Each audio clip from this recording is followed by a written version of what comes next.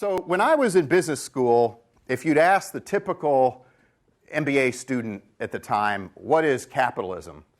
They would have said something like, it is a system characterized by multiple firms competing for the preference of empowered customers in a free market, or something like that. And I guess I would assert that that's actually not true, that true capitalism and capitalists are opposites. I like to say that a capitalist is a person who aggregates capital based on an unfair advantage.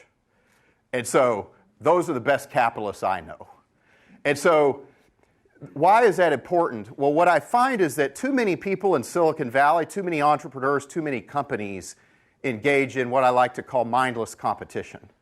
And you've probably seen pitches like this before, where one of the slides in the deck has the company presenting and then 5 other companies, and we check all the boxes and the other companies check a fraction of the boxes. And when I see that slide, I almost always pass on the investment.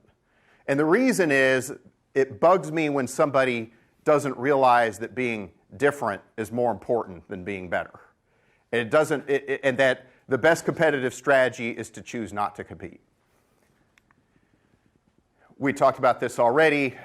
Sometimes I get in trouble for using the word monopoly. That word offends people sometimes in other places. Let me just use a more benign word or term. Do you have a structural competitive advantage? And so first mover advantage, when you think about it, isn't a very durable advantage. There's a lot of smart people in this world.